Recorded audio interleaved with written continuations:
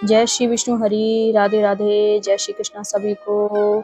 और जैसा कि निर्जला एकादशी पर हम करें इन वस्तुओं का दान, पर पुराण में बताया गया है कि अक्षय पुण्य का मार्ग है। तो आइए मैं आज आपको विस्तार से बताऊंगी हमें क्या दान करना चाहिए निर्जला एकादशी पे। निर्जला एकादशी का व्रत है 25 जून गुरुवार को रखा जाएगा। इस व्रत को सबसे श्रेष्ठ माना गया है क्योंकि इससे पूरे वर्ष में आने वाली सभी एकादशियों के व्रत के समान पुण्य फल प्राप्त होता है। साथ ही धर्म शास्त्रों और पद्म पुराण में निर्जला एकादशी पर दान का विशेष महत्व बताया गया है। इस दिन पुण्य कार्य अक्षय हो जाते हैं। ऐसे में आइए मैं आपको अब विस्तार से निर्जला एकादशी के दान के बारे में बताऊंगी। तो हिंदू धर्म में एकादशी तिथि का बहुत खास महत्व है।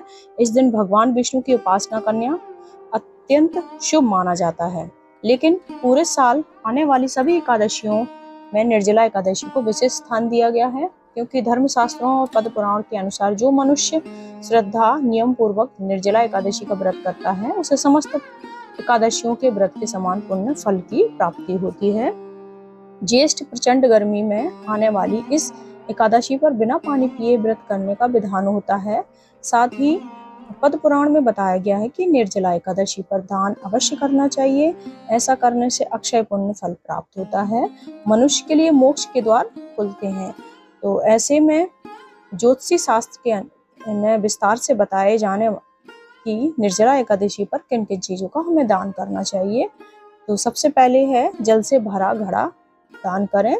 जल को जीवन का आधार माना जाता है, वहीं वेदों में इसे अमृत के समान बताया गया है।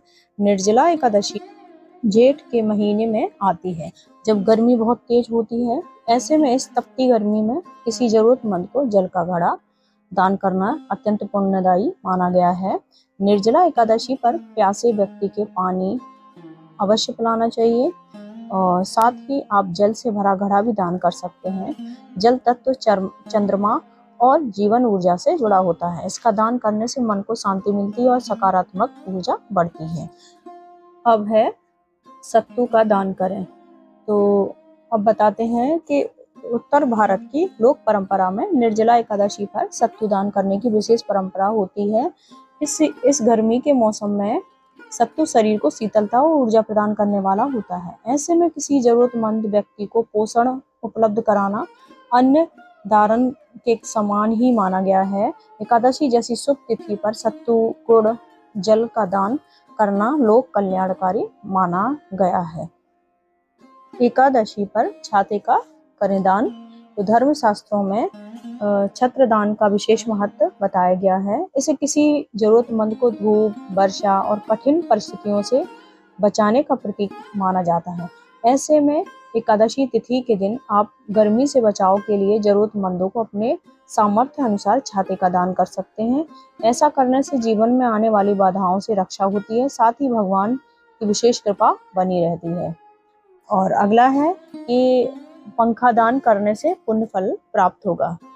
पहले के समय में निर्जला एकादशी पर हाथ से चलाने वाले पंखे का दान विशेष रूप से किया जाता था। वहीं आज भी जरूरतमंद लोगों को शीतलता प्रदान करने वाली वस्तुएं दान करना अत्यंत शुभ माना जाता है। कहते हैं कि किसी व्यक्ति का कष्ट कम करने से मानसिक शांति मिलती है, साथ ही पुण्य फल की प्राप्ति होती है। ज्योतिषी के अनुसार कि जरूरतमंद के दुख को कम करना ही धर्म का वास्तविक स्वरूप है। तो अब है श्रेष्ठ दानों में से एक है वस्त्र दान। निर्जला एकादशी पर आप गरीब जरूरतमंद लोगों को वस्त्र दान भी कर सकते हैं। कपड़े मनुष्य की मूल आवश्यकताओं में से एक होता है, यही कारण है कि वस्त्र दान को हमेशा श्रेष्ठ दानों में से एक माना जाता है।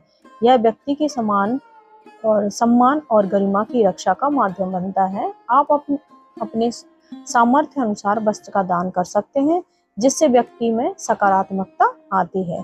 तो अब है अन्न और फल का दान करें। किसी जरूरतमंद व्यक्ति को आप मौसमी फल अन्न का दान कर सकते हैं। फल दान को सात्विक दान माना जाता है। इसे स्वस्थ एवं मंगल कामना से जुड़ा दान माना गया है, क्योंकि फल जीवन में मधुरता, स्वास्थ्य और संतुलन का प्रतीक होते हैं। वहीं हिंदू धर्म में अन्नदान को महादान माना जाता है। किसी भूखे को भोजन कराना से संतोष और समृद्धि की वृद्धि होती है। तो अगला है पद्म पुराण में वर्णित निर्जला एकादशी के दान। पद्म पुराण के अनुसार निर्जला एकादशी पर सुंदर आसन, सैया, जल, गौ, कमंडल और छाते का दान करना अत्यंत शुभ माना जाता है। साथ ही पद्म पुराण में कहा गया है कि जो मनुष्य श्रेष्ठ ब्राह्मण को जूता दान करता है, वह सोने के विमान पर बैठकर स्वर्ग लोक में प्रतिष्ठित होता है। और ब्राह्मणों को शक्कर के साथ जल के घड़े दान करना भी शुभ माना गया है। ऐसा करने से मनुष्य भगवान विष्णु के समीप पहुंचकर आनंद का अनुभव कर सकता है। तो ये थी हमारी छोटी सी जानकारी कि हमें निर्जला एकादशी पर किन किन वस्तुओं का दान करना चाहिए। मैंने अपने वीडियो के माध्यम से आपको इन सब दानों को विस्तार से बताया है। आई होप आप अपने जीवन में इन दानों को उतारें। जैसा कि अब आज निर्जला एकादशी है, तो आप इस तरीके से दान पुण्य कर सकते हैं, भगवान विष्णु की कृपा प्राप्त कर सकते हैं। मिलते हैं अगली भक्ति भरी वीडियो के साथ। तब तक के लिए राधे राधे, जय श्री कृष्णा। और निर्जला एकादशी की सभी को बहुत बहुत शुभकामनाएं। आई होप सभी स्वस्थ रहें, मस्त रहें और मेरी वीडियो को देखते रहें।